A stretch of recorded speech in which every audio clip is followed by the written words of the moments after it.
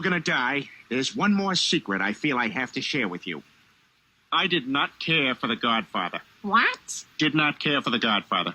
Since we're all Prior to the TikTok ban, there was a weird trend of influencers confessing their darkest secrets. Many influencers came online and confessed that whatever passion or skill made them famous was a lie.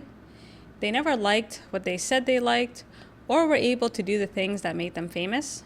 Now, there's a difference about lying, liking certain foods and activities, and lying about having cancer. Today, we're discussing the new Netflix series, Apple Cider Vinegar. Briefly, the series tells the true story of Belle Gibson, a young woman who nearly built an empire on a fake cancer diagnosis. Divided into 6 parts, the series unpacks the life of Belle Gibson and highlights the dangers of social media and wellness influencers. It also explores parasocial relationships, these unhealthy attachments we can have to people we follow online. It was an excellent series. I had very low expectations, especially following the series Inventing Anna, about the young woman who pretended to be a socialite and swindled people for millions. I thought the soundtrack was amazing and the series was incredibly well organized. It jumps from past to present to show how Belle was ruined. We are introduced to Belle as this struggling young mother, desperate for community and connection. Her loneliness and isolation at one point really causes her to believe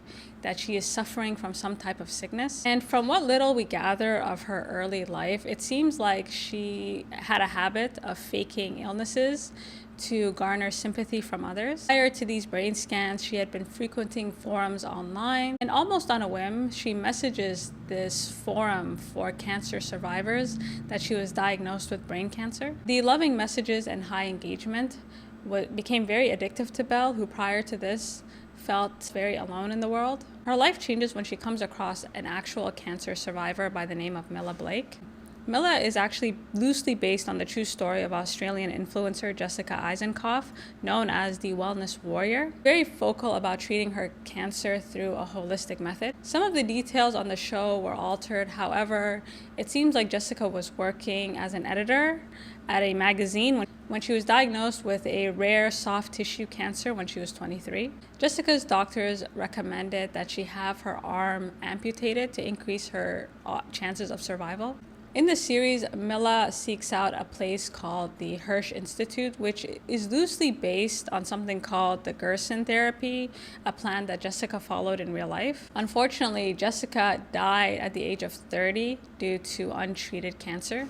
In the series, Milla is portrayed as a young woman genuinely looking for an alternative. Milla's desire to save her arm and her life is admirable. However, the problem is her journey inspired many others to do the same. The contrast between Milla and Belle highlights the ease in which people can become vulnerable to becoming and relying on false prophets. I was very impressed at how the series was able to draw on similarities and differences to humanize these women despite their shocking behavior. And I also appreciated how the series tried to explore the devastating effect these wellness influencers can have on the average person. The series divides its time between Milla, Belle, and a young woman named Lucy surviving breast cancer. I thought the transition was seamless, and the way they were able to weave in their stories in order to tell a bigger story was very impressive. Prior to finding Bella online, Lucy and her spouse were relying on conventional medicine to battle her cancer. The more Lucy looks into Belle, the more skeptical she becomes about her own treatment. The psychological impact Belle has on Lucy not only ruins her relationship, but puts her health in great risk. People following Milla and Belle are genuinely looking for hope. They're coming to them as a last-ditch effort. I think the rise in wellness retreats, gurus, healers really speaks to how interested people are in alternative medicine. Now, there's nothing wrong with the message, looking for alternative ways to heal yourself, to become better. However, the issue is with the messengers. And although Belle and Milla have different intentions, the outcome is still the same. They put a lot of people at great risk. And I actually thought Milla's story was far more interesting because at a certain point, she becomes just as bad as Belle. However, the difference is Milla's actions were fueled by fear, whereas Belle's were fueled by narcissism and greed. Milla is at least able to take accountability for her actions towards the end of the series. However, Belle, until her dying days, not only refuses to acknowledge her lies, but she truly believes in what she is saying. Belle, the way that she is portrayed in the series, she does an incredible job of convincing people of her BS and also convincing herself of her own BS. She has this intense desire to be loved and admired and to be known all over the world. And the series continuously weaves in these quotes from Steve Jobs and Mark Zuckerberg, and she does a great job of kind of mimicking a lot of these billionaires and people that she's trying to emulate. And it's crazy how someone's aesthetic can give them a sense of authority, as if driving an electric car or eating organic foods makes you like a genuinely good person. I would compare Belle to someone like Elizabeth Holmes, the founder of Theranos, a company that claimed to revolutionize the blood testing industry.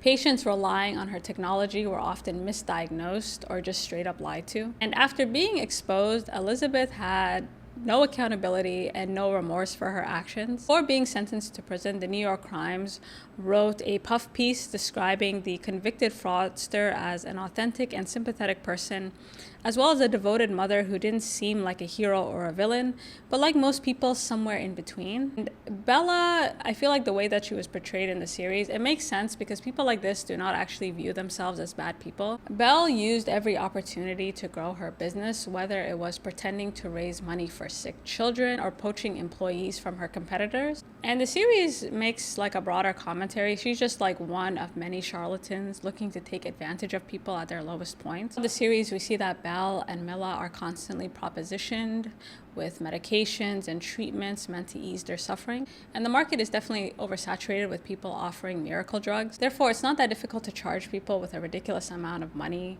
for snake oil. Now, the difference between Mila and Belle is Mila actually had cancer. And the sad thing about Mila's story is that she fell victim to a lot of these treatment scams and eventually, without really knowing it, became one herself. 5 years, she tried her best to find an alternative. However, her cancer just kept getting worse. And where she became no different from Belle is when she started to hide it. Her survival and her treatments inspired many others to follow in her footsteps, including her own mother, who really believed her daughter had found a cheat code. By the time Mila could finally admit that she had been lied to and therefore had been living a lie, it was too late. And although Mila did take accountability, it doesn't really change the fact that a lot of her followers likely postpone conventional treatment, which really put their lives at risk. Now, my only criticism with this show is we don't spend enough time with Lucy. Lucy is representative of the average person who would follow someone like Belle or who would follow someone like Mila. We don't really spend enough time with her to know what the effects of postponing her chemotherapy sessions were. It's very sad that we live in a world where we have to verify someone's cancer diagnosis. Like, it's such a crazy thing to lie about, but people do lie about it. I do think there's a conversation to be had about the healthcare industry and how they're just unable to find more effective treatments other than chemotherapy.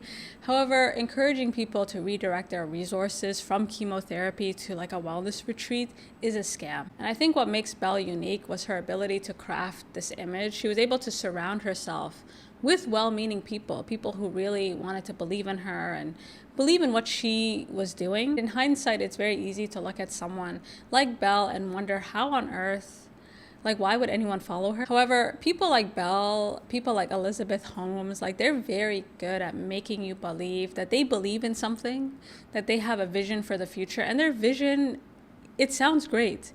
However, in practice, there's just nothing there. And a lot of these people, especially with Belle, like, they appear to have more integrity than they actually do. I thought the bond between Belle's son and her longtime boyfriend was both sad and beautiful. Like, I felt so bad for him. I was very torn about his character because he was a sucker for love. However, at the same time, he knew that there was something off early on, but turned a blind eye. And turning a blind eye is just as bad. By staying silent and going along with whatever she wanted, he actually gave her the space and the time to build upon her lies. And I think in some way, Belle's success was just as addictive to her as it was to everyone around her. When you think about people like Belle, I mean, she was able to build an entire business just based on her alleged personal story.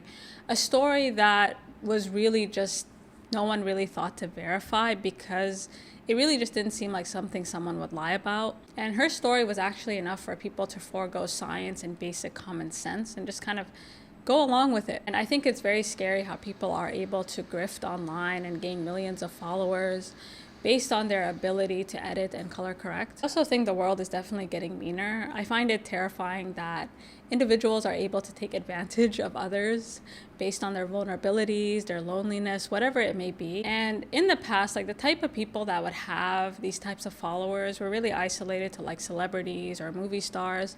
Now anybody can gain a cult following online. Literally anyone can garner enough followers, and not just gain followers, but have these followers worship them, look up to them, and just hang on their every word. And it's very easy to look at these followers and think, oh my God, you're so gullible. Like, how would you fall for this? But it's actually not that hard. I think people underestimate how easy it is to fake it till you make it online. Belle literally made a fortune pitching alternative medicine and then blamed alternative medicine for her ordeal, for her failures. Like, her switch up was incredible.